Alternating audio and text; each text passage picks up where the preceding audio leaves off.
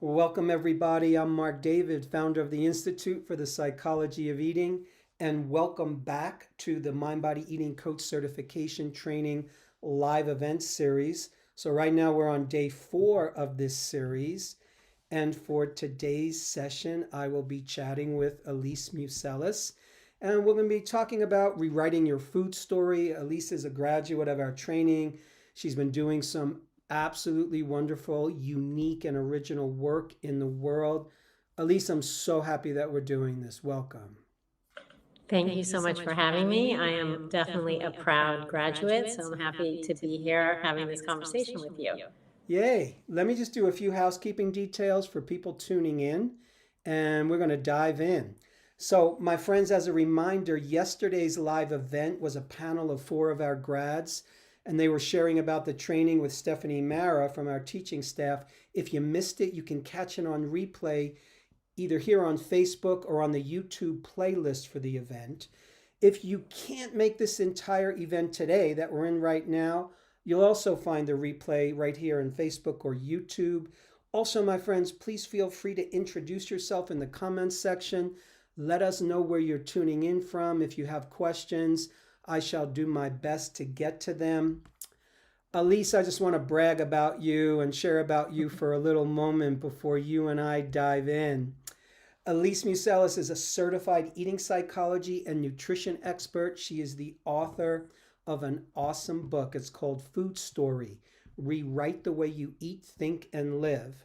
And it happens to be published by one of my favorite publishers, Sounds True, and they're right here in Colorado.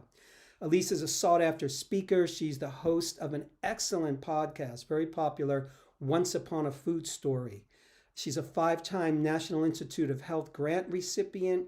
Her work has been featured in Oprah Magazine, Forbes, Health, Self, ELLE, Well+Good, the Chalkboard, MindBodyGreen, Yoga Journal. You're getting around town. Well, now you're making it sound great. I'm going to hire you for PR. So I've known you for many years, and I just want to tell listeners that Elise really brings to me just such a thoughtful, insightful, and really a heart-centered approach to our relationship with food. And I find your work, your book, your podcast, they're just accessible. You know, you have a certain inviting and easy to understand style. And for me, it's just been a pleasure to watch you on your professional journey. I also want to tell you that we have people tuning in from all over the world today.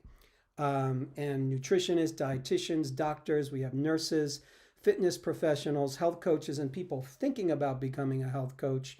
So my intention in this conversation is to show people what's possible for them as a graduate of our training and how people can take the unique education that we offer and create their own unique path that's inspiring to them.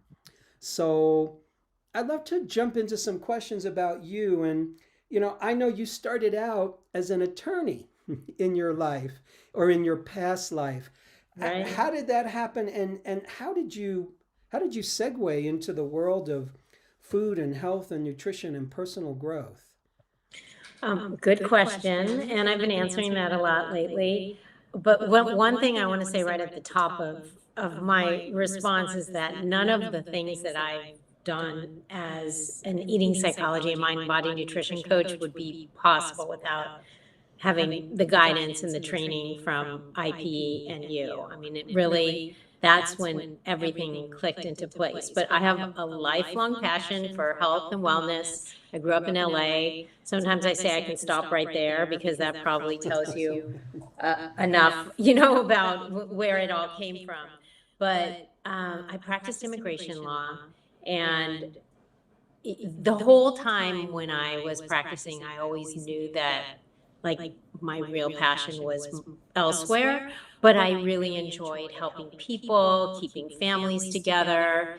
And when I had kids, the laws changed, and it was just like, I just felt a little disenchanted with it. And I was just having that itch that I needed to like follow my passion more. And so it was, I spent some time with my kids, and I kind of always like jumped around and did a bunch of different things. And then in 2010, I I just was like, people were asking me all the time, and I was constantly just reading the books and doing, everything for health and wellness. And in 2010, I just made a decision that I can't keep thinking about it, that I have to do something about it. And I currently live in DC. This is where I went to law school. But for a year, we were living in LA, and it was a really nice opportunity because I gave up a lot of my responsibilities. I wasn't going to all the meetings and on the boards because I was living, somewhere new. Even though I was from LA, it was new as as a family and at that stage in my life. And so it really gave me the space to think about what I wanted to do. And so at that point, I said, okay, if we go back to DC, we were deciding whether to stay. I loved LA. If we go back to DC, there's no doubt about it that I am going to pursue a career in health and wellness. And so I got certified as a holistic health coach, but there was just this missing piece. There was a missing piece for me. There was a missing piece when I was helping people. And that's when I read this book called The Slowdown Diet. Have you heard of it? Yeah, yes. And the book just spoke to me right away, just how our thoughts, I was so worried about what I was eating and helping people. And it made a little bit of a difference. I mean, it made a difference to help people with what they were eating.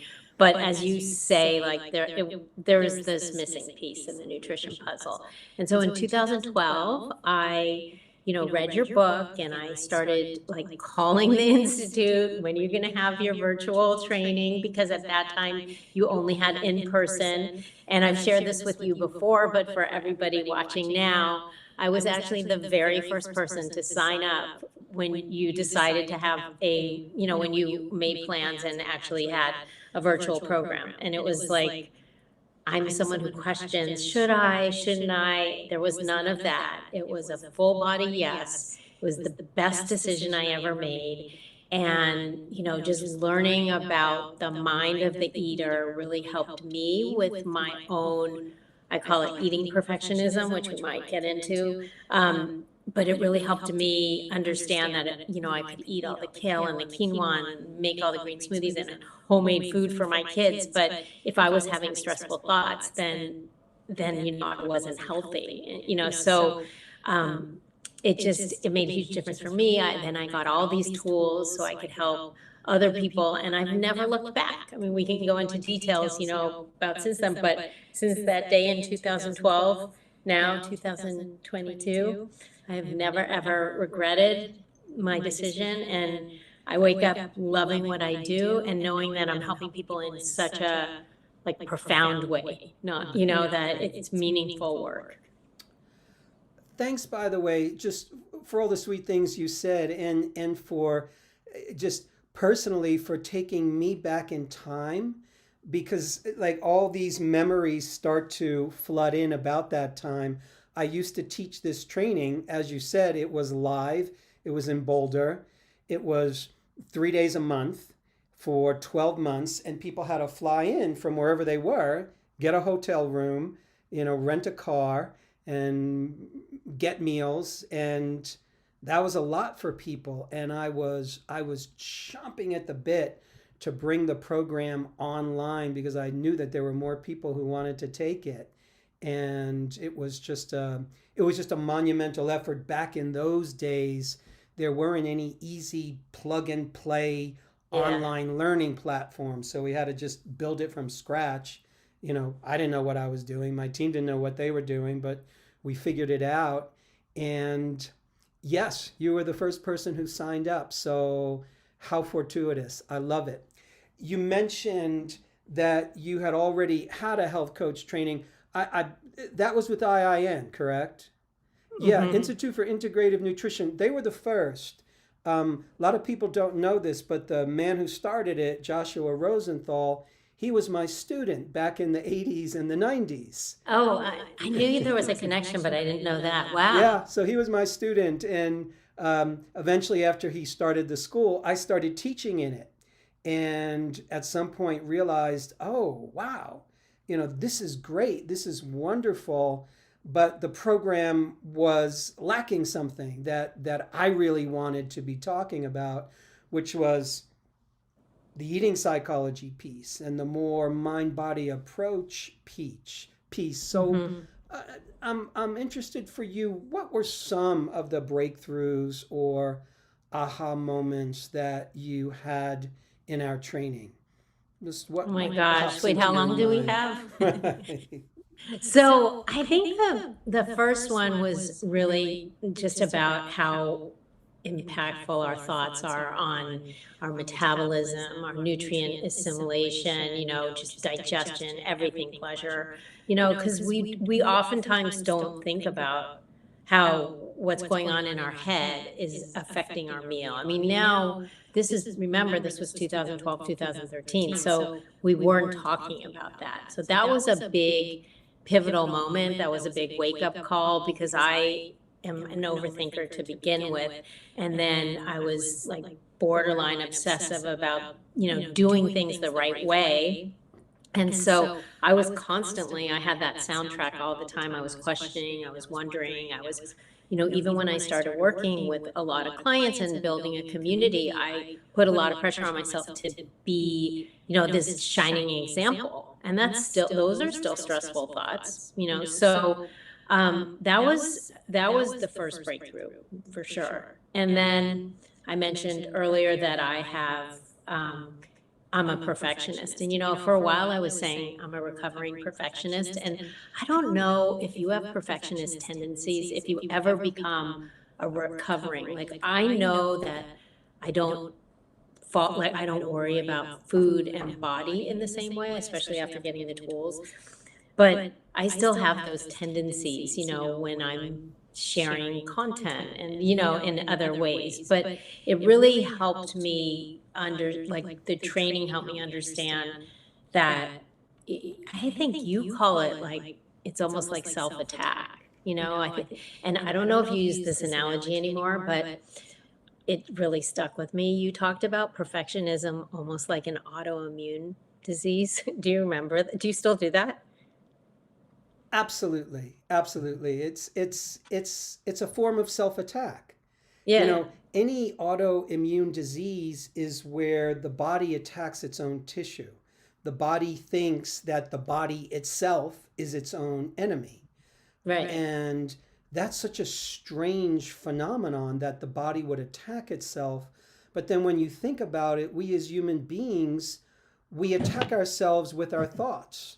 I'm no good enough. Something's wrong with me. I'm not perfect enough. I'm not skinny enough. I'm too fat. I need to lose weight. That to me is an autoimmune disease. It's self attacking self. Yeah, well, that really stuck with me because, I mean, if someone is struggling with a autoimmune disease, really, I mean, it's not like they're choosing to have it, but like something like perfectionism, you actually can do something about it, right? It is more in your control. It is something that, like, you're choosing to think like that and behave like that, and you can actually say to yourself, I'm not going to do that anymore. It's not in your genes. So it really stuck with me. I mean, here I am bringing it up how many years later, like almost 10 years later, right? But it just really stuck with me. And I was like, wow, like, that's a big deal. That's really affecting me negatively.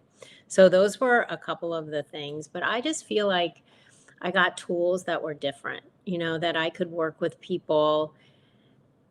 Like, I could sit with them and like talk to them about how they were feeling and thinking and their inner world, which makes people feel seen and understood. And when you're talking about like eat more greens and do that, that doesn't help a person, might help them eat better, but it doesn't help them feel like someone else understands them. And so I think the training gave me all those tools to be able to work with people in that way. I'm so glad that you said that because what I noticed just in all of my nutrition education ever that I've gotten in the past, and I definitely noticed this in just all the health coach trainings that were out there, the focus understandably is on food and nutrition. And the focus tends to be on the food on your plate. The focus is eat this and don't eat that. And at some point, you can tell a person what to eat and what not to eat. And a majority of times, what people come back with is, well, yeah. And I just couldn't do that. And I can't do that. And I can't stop myself from eating. So many people I find believe in the health and nutrition realm that more health and nutrition facts and details and information, that's what's going to move us forward. That's what's going to help us be able to help other people. And it pretty much doesn't work like that. I agree. Yeah. So, I mean, but it just having that skill set and the language to be able to connect with people on like that is just, it's transformative. I mean, it just really, and for the person who is seeking support, their eyes are being opened to what's really going on in a whole new way. So, any other aha moments for you or unexpected discoveries that come to mind when you think back on it? I think that one of the big ones was that it's really not about the food. That so many of our, to use a Mark term, our unwanted health and eating challenges aren't really about the food.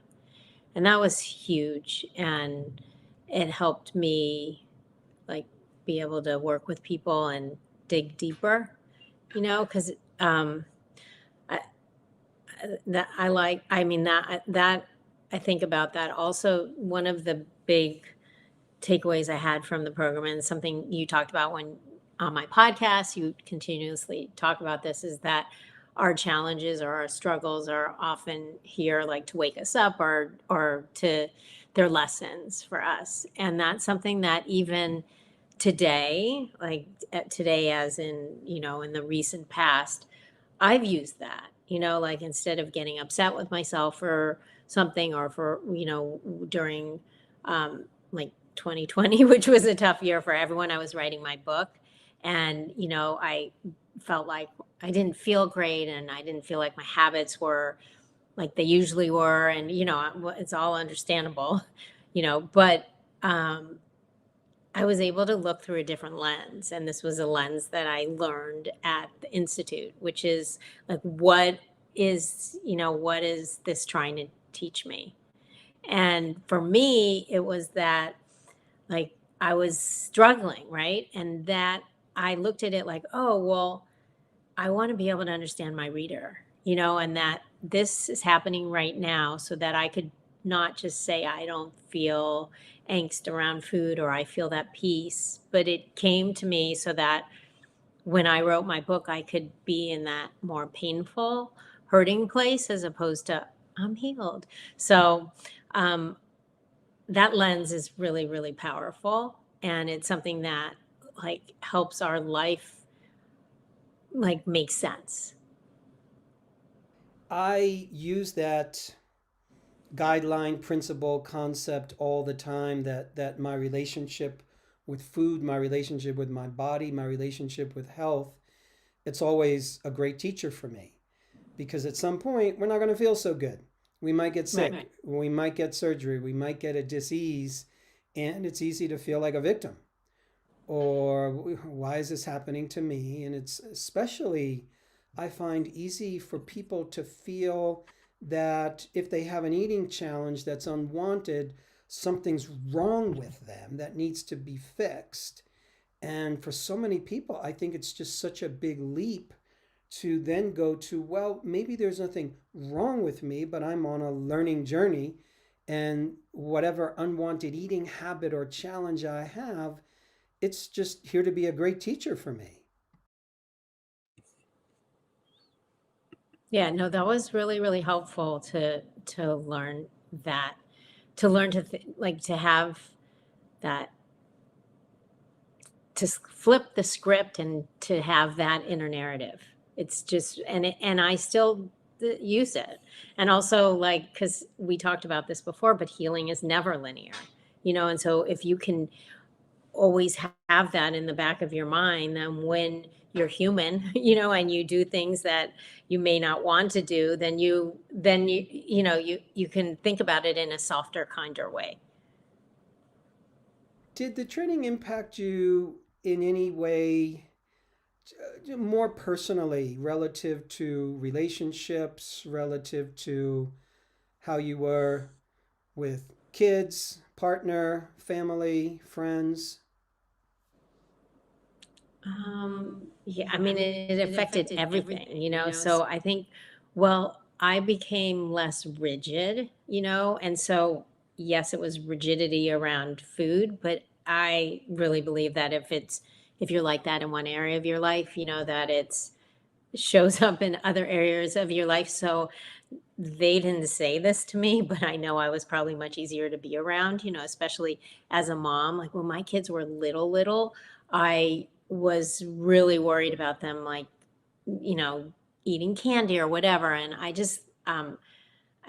feel like the training kind of softened. It doesn't mean that that I didn't care about my health or my family's health, but the approach was just more realistic, that, there wasn't the stress, the anxiety, like that has to be a certain way. And I think that that I created a healthier family environment when going through the training. So the answer is yes. And if my kids were listening, I don't know if they would know the difference between when they were 3 versus 7, or whatever, 8. But they definitely felt like I felt like it was a healthier, more moderate approach. And I also thought about something I didn't really think about um, before, was how we pass on our food story. And that's something that, we really talked about in the training. We talked a little bit about our parents, or, where some of our challenges come from.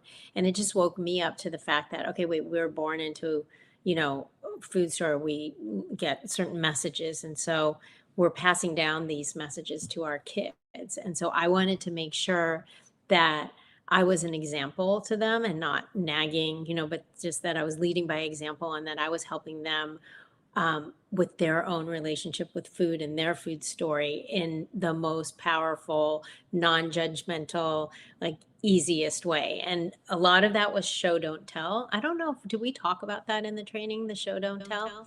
I'm not sure. Remind me. Well, no, it's just that instead of like nagging, instead of saying it has to be a certain way, that you lead by example, and that has always been Completely. a really, like, that's worked really well for me as a parent. And also, when you have those judgy friends or family gatherings or whatever, it's instead of like my way or the highway, it just became like, I'm just gonna be myself and be myself happily, and not have to prove anything, or try to bring other people on board. And they come on board willingly, which is way more effective. That reminds me of how I've noticed over the years that when we as human beings get caught up either in our perfectionism, or caught up in food worry, or caught up in weight worry, and caught up in I don't like my body, it's got to be like this, and when that radio show becomes constant, it sort of becomes like our primary relationship. There's this voice that we're in relationship with, and it can really detract from our actual real live relationships, because so much of my inner energy and so much of my inner dialogue is about me and food, and what I ate or what I shouldn't have ate, and my body and what it should be and what it shouldn't be, that it makes me just more difficult, makes it harder to be present with the actual people that I want to be in intimate connection with. Have you noticed that? Yeah, oh, definitely. I was just thinking, like, wait, I don't hear that voice, the negative voice like that. And I was just thinking, does it, do we just quiet it? But because you always have thoughts, your inner world doesn't go away, but it's it's just like more a part of me as opposed to being in opposition, if that makes sense what I'm saying. So I don't notice it as much because it's not loud and attacking, you know? So it's still there, but it's not it's a it, it I guess it's helping me and supportive as opposed to being like oppositional. And So, yes. that voice is no longer sitting at the head of the table. It doesn't Right. command all the attention. It's this little voice that, you hear it when you hear it, and you don't pay attention to it when there's no need to pay attention to it. Right, that's it. Well, you mentioned something about being present, and I think that that is so true because when you're not preoccupied, when you're not thinking about all those things, or when you're not having like that inner critic show up, then you're not distracted, you know? So that is definitely a benefit that I personally had from the training is that I learned about being present and less distracted. So you finished the training, and how did you segue into what was next and next and next? Did you know, okay, I'm finishing this training and I want to write a book and I want to have a podcast and I want to put myself out there? How did you get from the training to where you are now doing what you're doing? You know, that's a good question. And I want to say to anyone who's considering the training, sometimes you think you know and you don't really know, you know, and like it takes a little left turn or whatever. And so in the earlier days, I worked with more people one on one, and I did a couple group programs. And I always thought I wanted to write a book, but you know, and I kept wanting to write the book, but then it was sort of forced, you know, like I wasn't there yet. Even though like the desire was there, I wasn't there yet. Like it didn't, I rewrote my proposal so many times because it didn't make sense, you know, it's like, I'm gonna give like I'm not gonna fight this. And actually, I was approached by a publisher.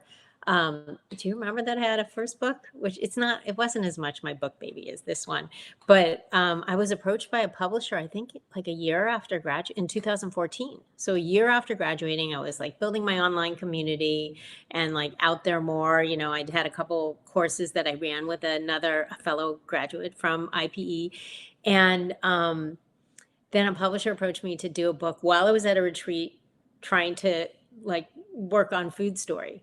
And so everyone's like, you got to do that because then if you have your first book, it'll be so much better to get a book deal. So I wrote a book that was definitely more like their book. You know, I wrote it and I poured my heart and soul into it, but it didn't have as much eating psychology. And so maybe it's like, it's a good book and there's great recipes, but maybe it's like, you know, how like the bad boyfriend, like you bring the bad boyfriend home and then you're like, bring the real one. And they're like, oh, this real one's great, you know? So maybe because I didn't write the book that was in my heart, I wrote a great book, but I didn't write the book. Like it made the writing of the new book. But anyway, that was a little bit of a sidetrack.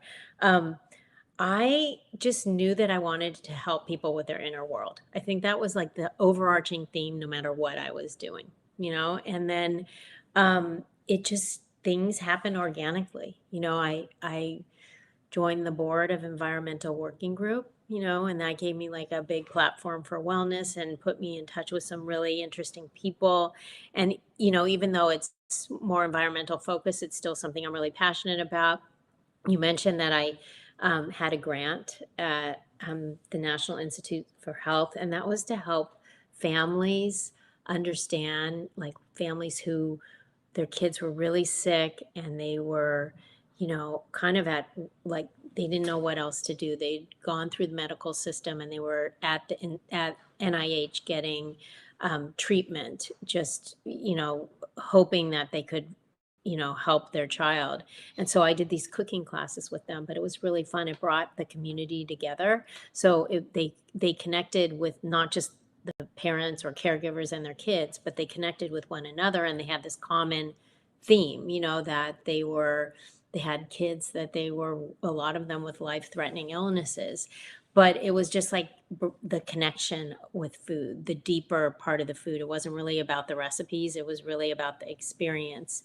And I feel like everything I do, even the book I wrote, it's about the experience, and that's something that I think I learned at the institute. It's about how things make you feel, how food makes you feel, right? How, eating with your family makes you feel, and just being together. So even when I create programs, I want people to have an experience.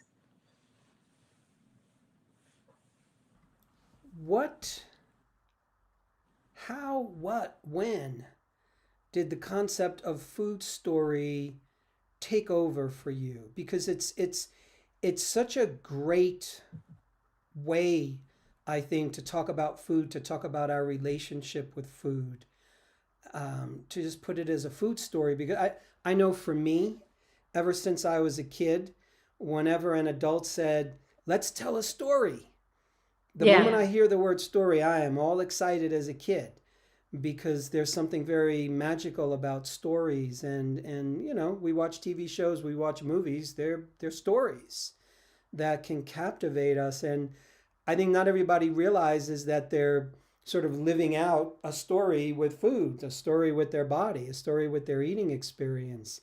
How did it land for you? How did it get born? Well, I'm sure that the seeds were planted when I was at, going through the program, because one of the first exercises we did, and tell me if you still do this now, we had to write out part of our story. I think that was like the first thing that we did with you all. And so I had never written about it. I thought about it. And when I worked with you personally, I talked about it, but I never written anything out. And it's so, I mean, write anything down and it's a release, and B, like, you see things that you are thinking and it looks so different on the page, right? So that was probably like the seeds were planted there. But when I was working with a lot of people one on one, and I had gone through the training program, and I was so excited to, like, you know, talk to them in a different way, I'd say, tell me about your food, your relationship with food.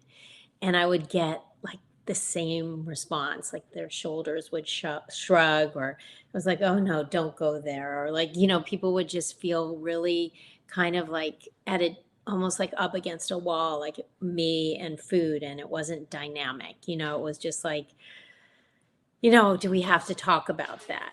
And so this was 2014, 13. And Oprah was talking about story. I think that Brene Brown's book was like her, it was just in the collective money story, love story, or life story. But people weren't really talking about food story. But I was like, we have all these like stories, we have a food story. And I started thinking about, like, what is in our food story. It's our messages, it's a lifetime of meals, just our thoughts. There's new chapters, there's, like, villains and heroes and characters, and there's themes. And so when I started thinking about it like that, it made the whole concept of the way we relate to food so much more dynamic.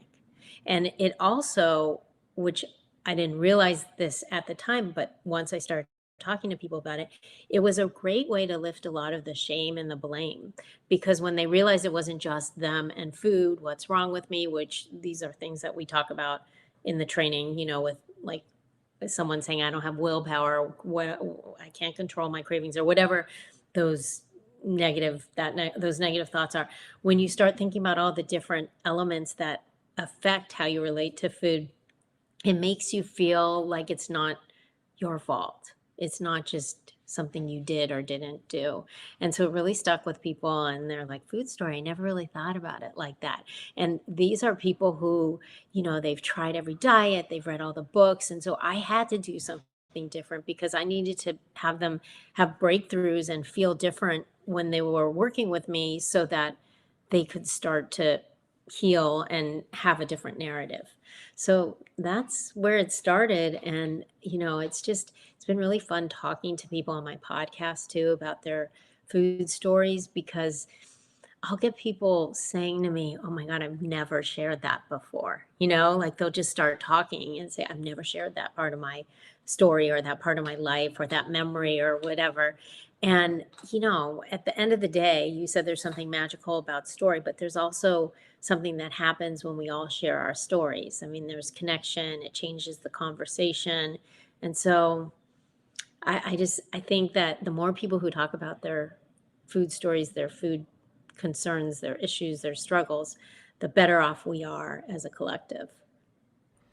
Beautifully put, really, Elise.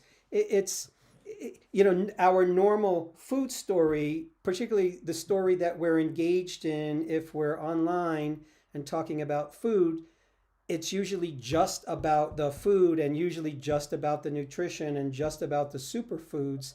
So it's almost as if the collective food story that we're talking to each other about, if we all had sort of this one food conversation that we're in, it tends to be eat this, don't eat that, here's the new good food, and here's why it's healthy for you, or here's why it's not healthy for you. And for so many people, they never have the opportunity to go deeper and never have the opportunity to see that it's our story that helps determine who we are, how we feel, and Hmm. how we're actually experiencing food. And like you mentioned, sometimes just the act of telling one's food story, it's a profound medication for guilt and shame because just Yeah, that's speaking a our good way of story is it. so good. Do you at the in the current program, do you talk a lot about science? Do you go into science in the training?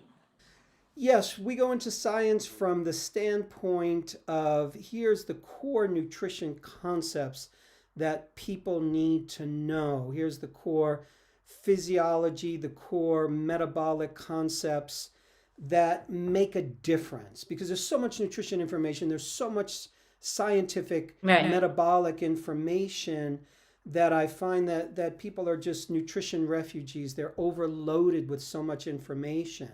So I've tried to curate like what's the most important nutrition knowledge, what's the most important knowledge about metabolism, knowledge about the body that most humans need to know who would be seeing a health coach or a health educator or an eating psychology coach, a mind body eating coach. Like, what do people need to know?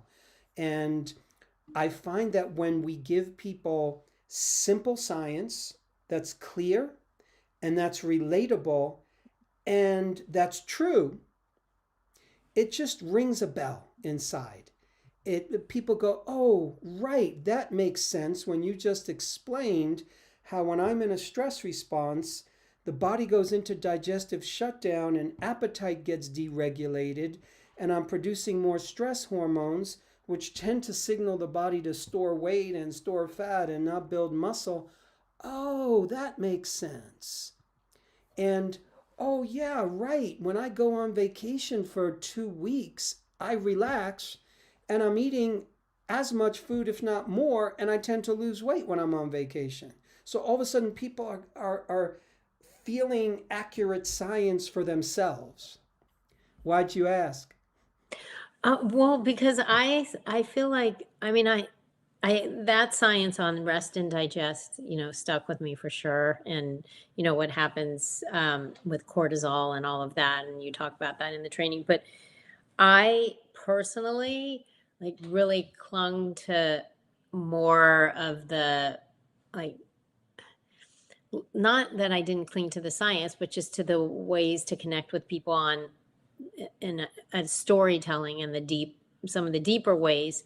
But I remember when I went through the program saying it's not really about food in my mind, or I talk to people about it, but it is, but it's not really because we're not talking, you're not really talking about what to eat. Well, a little bit, but it was just so different. And I remember like sharing it with different people who might be taking the program, and I wanted to let them know that don't expect it to be like here's some breakfast, lunch, and dinner kind of ideas, and so I was just curious if you have changed it at all so that it's more science oriented or not? Because I loved that there was just enough science, like almost like the doorway to get people in to understand that there's science behind it, which is always persuasive, but then to get into the mindset pieces, which I find more like transformative and powerful and different. Yeah, I find that most humans don't need more science of nutrition information, because you can gather up all kinds of information that says this diet's the best. No, that diet's the best. Be a vegan. No, be a vegetarian. No, be a paleo meat eater. And really, what we teach about is how to understand nutrition science from a big picture perspective, how to understand that there's no perfect diet for every human being all throughout life, for every person on the planet. Because what's happening is the way we think about nutritional science actually gets in the way of us making good choices. So if we can learn about the mind, if we can learn about the body, if we can learn about our emotional experience when it comes to food, then we can actually start to make good, intuitive, and scientific choices that work for us, because we're starting to clear out some of the toxic concepts. Because so many people believe I must eat this, but I better not eat that. And of course, if I'm eating a food on my bad list, then I'm going to label myself a bad person and punish myself. So I think we hit the sweet spot in terms of teaching what people need to know. So I'm glad you're focusing on that more intimate, personal, emotional aspect, because it's a voice that's really has been missing in the food conversation. And I would love to pick out a couple of concepts from your book and talk about them. But I just want to make sure I say hello to a few people. Jane, excuse me, from Nigeria, thanks for coming by. Suzanne from California is here. Thanks for coming by. And there is Michelle. Thank you for being here. I so appreciate it. And Trisha from San Francisco. Thank you for being here. Suzanne, you asked a question. I honestly didn't quite understand it. If you could post it again and see if you can just make it super simple, I might be able to address it. That would be helpful for me. So Elise, you talk about the concept of some of our disempowering food stories. And one of the ones that you mention is the Not Enoughness Story. Can you say a few words about that? Oh, well, I think that's a comment. So that's, you're referencing chapter 2 of the book, and I needed to give the reader a place to start, because if you say, tell me about your food story, or like, let's start working, it's like, how do you distill a lifetime of meals and messages and memories?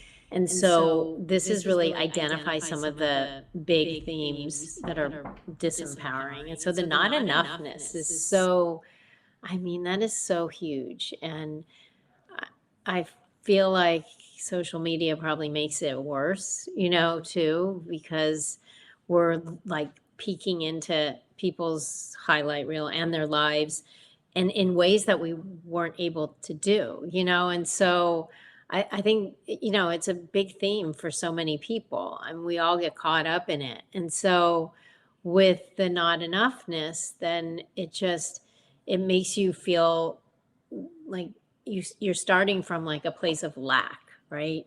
With everything, and so how do you feel good in your body when you start from that place? And I I think the first step is just the awareness of it. So in a non-judgmental way, don't try to like, oh, I'm not going to be that way anymore, or try to get rid of it. Just know that it's a theme for you, that it comes up, and then start noticing what triggers it, that word is so overused right now, triggers, but I mean, but or what brings it about. Don't you think trigger, it's such that word is so, people are using that so much. But anyway, you just like really start noticing where it's coming from, because that's, I mean, there's no other way to get past it until you can identify and recognize it. And so that is really the whole point of that chapter. There's the story of later too that I talk about. I feel like that's really common for people, especially if we've been in like a stressful time too. Like later, once, well, for people, later once I get my habits in order, later once I lose the weight, later once the kids are grown and don't need my help, and we put our life on hold. And this is something you talk about too with weight loss, even, that people think that they're gonna be happy when the when then syndrome. When I lose the weight, then I'll be happy. When I, some whatever, fill in the blank. So, so there were 8 disempowering stories. They were just the stories and themes basically that I heard over and over again. Do you notice you collect more as time goes on, and you just listed the main ones in your book? Oh yeah. And the other thing is people, 2 things. One is you might be a blend of a bunch of them. It's not like you only have one disempowering story, and it can change too, as depending on what you're going through, the world problems, whatever, that it's not just constant, and things might float back in, like if you have the story of perfection, which we've talked about already today, and and just trying to find the perfect diet and be the perfect example, or whatever perfection is for you, following all the rules, like you may coast for a little while and not feel that way, but then when other things in your life feel out of control, you cling to your food to feel like you have control, right? So that story of perfection might be dependent on what else is going on in your life or the world. So there's a question that's come up for you, and I want to see if I can get this right. So when Elise was healing herself at IPE, what did her connection or disconnection with self look like so her relationship connection with others could become healthy? I think it's what we talked about, just about being too distracted and in my head. I really think that is if I'm understanding the question right. So if you're always in your head, if you're obsessing, if you're, putting so much pressure on yourself or following all the rigid rules or whatever, it's very hard to be present with the people around you, So I think when I learned to relax, which was, like I mentioned, the big aha moment I had right at the beginning of the program, learning about, the relaxation response and just the impact of our thoughts on stress and cortisol. So when I learned to relax, that helped me become more present. And then being more present, of course, your relationships are going to be better because you're going to be part of the relationships and not stuck here all the time. I hope I answered. I can't see the questions, but I hope does that feel like it was a sufficient answer? I'm so glad we're back to this topic of presence, because it seems like it's an absent concept, and it's an absent nutrient, vitamin P presence, when we talk about food. Because what I noticed from a young age, when I really first started getting into nutrition, I began to see people eating really fast.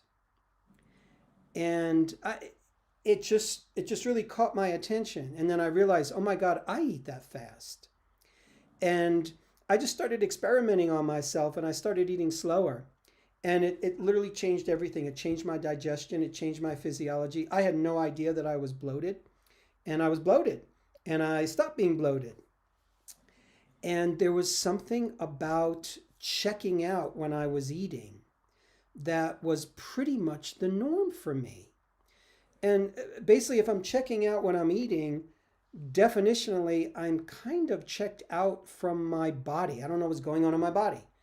Is this food good for me? Does it taste good? Does it feel good? And 30 minutes after I finish, what are the effects in my body? And without presence, we're just sort of feeding. We're a feeding machine, Yeah. and we're not really necessarily nourishing ourselves. And that goes for my presence with food. That goes for my presence with other human beings. I could be, if I'm talking to my loved one and if I'm not present, I might as well not be there because they're not getting the full value of that meal. They're not getting the full value of me. If I'm off Yeah. wondering that I No, should be losing weight or I shouldn't have eaten this or I should have eaten that. it's interesting you bring that up because this is in almost every podcast I've been on and conversation I've had recently, we talk a lot about this, but in different ways too. One is, and I share this with you in one of our more recent conversations, that we eat and, that's the normal, like that we eat and run out the door, we eat and drive, we eat and check our emails, we eat and watch TV, eat and you could fill in the blank, right? So I think that we should just eat. We can eat and connect and everything, but we shouldn't be eating and there cross that out. And that was the first thing. And then also I write about this in the book too, that I have a whole chapter 8 called Invite Yourself to Dinner. And it's just all about like being present and how it does change everything. But at the end of the chapter, I have an exercise of chocolate meditation. And the chocolate meditation is really to illustrate the power of presence. So it's very exaggerated, where you bring all your senses to the table, you smell the chocolate, you really taste the chocolate, you notice all the nuances. And it's slow. And I do this a lot in all the workshops and working with people. And they're like, whoa, I've never tasted chocolate like that. And it's the same chocolate that they might be eating all the time, but they didn't realize that it was buttery. And one of the things that I ask people to do in the meditation is don't think about the next bite, or the next piece. And I was trying to cut down the meditation at one point, and I was doing it in a workshop, and I almost cut that part out. And afterwards, everybody commented on that. They said, wow, I'm so glad that you said that, because normally I'm like, oh, should I go back for seconds or should I get another? Like their mind is in the next place. It's not on the bite that they're having right that second. And it's such a powerful exercise. You could do it with other things too if you don't want to do it with chocolate. But it just really teaches us how most of us are checked out on some level. Even if we're like there and we're like, the meal's good, yay, you're still not like there. And so when you do that, it doesn't mean you have to eat like that every single time, but it shows you how it really, like what it feels like to be fully engaged in your body and and how you're connecting to your food. I have this very strong belief that presence equals metabolism, that the more present we are, the more metabolic power we actually have. And it's really borne out in all the research when you have human beings who are eating or drinking something and you're measuring nutrient intake. If you distract those human beings, they're going to assimilate less nutrition. When you distract human beings when they're eating, their appetite regulation gets skewed and they'll tend to eat more. So there's a certain place where the more I'm present, the more I'm here, and the more I'm here, sort of the more my body is here and the more my body's doing its job. I'm wondering, Elise, for the people who are thinking about taking this training, if there's any final thoughts about the training that you would like to share, because I know there's some people with different concerns, different excitements. What would you say to people who are considering?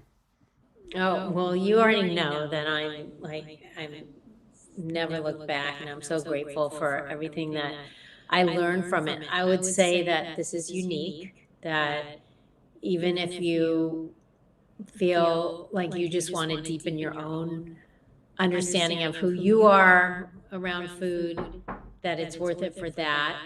But, and also don't let your own eating challenges or issues hold you back, or wait for the time when you think you're healed or you can help people at that time. Like that, if you have an inkling, if you're saying this is calling to me, like, to trust it. And that, I mean, there's no way that I could be doing the work that I'm doing today and connecting with people on this level if it weren't for you, Mark, and for this training. Like, it's just, I mean, it's so different than anything else, and it'll teach you so much about human beings. I mean, and of course, it'll help you as a coach and in a career, it'll help you with yourself, but it'll also help you with, this came up, like connecting with other people in your own lives, not just around food, but just in who you are as a person. So I can't recommend it enough. I, it was one of the best decisions I've ever made, and I've made a lot of decisions. I have a family, I've done a lot of things in my days, but I would put this up there as in the very top tier of best decisions of my life.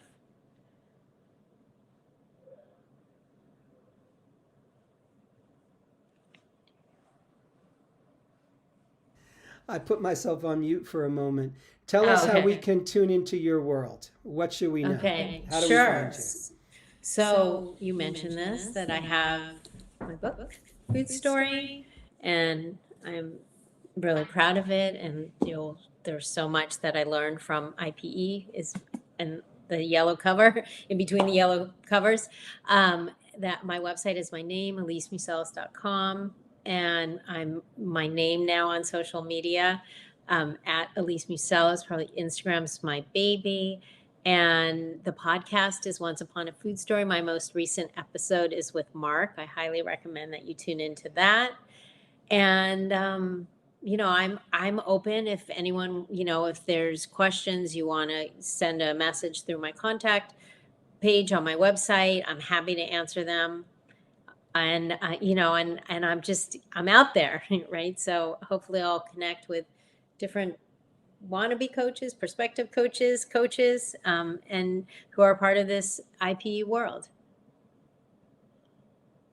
Elise, I so love the work that you're doing. I'm just super proud of just being able to witness you on your journey and really finding your voice in this work and just being pretty daring and courageous and putting yourself out there.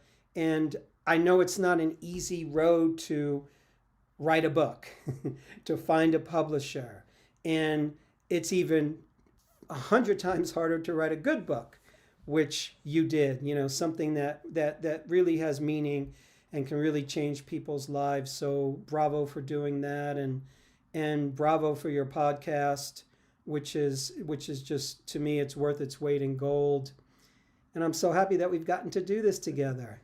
Well, that means so much. And thank you for being such a pioneer and creating this amazing certification training. And I appreciate you and your belief in me, and just the way that you have literally helped millions of people change the way they relate to food. I mean, it's amazing. I'm very lucky in that way. I want to say a few closing words to listeners.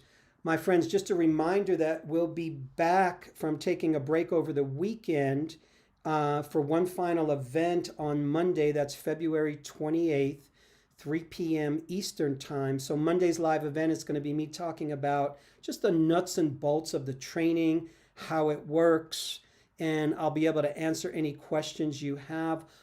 My friends, thank you for tuning in. I really appreciate your time. I really appreciate your interest. I hope you can join me on this journey in the training. I hope you all have a great weekend. Elise, I'm just so happy that we get to be in great conversations that matter, and I hope we get to do this lots more. Me too. Thanks for having me, Mark. Bye, everyone. Thanks, everybody.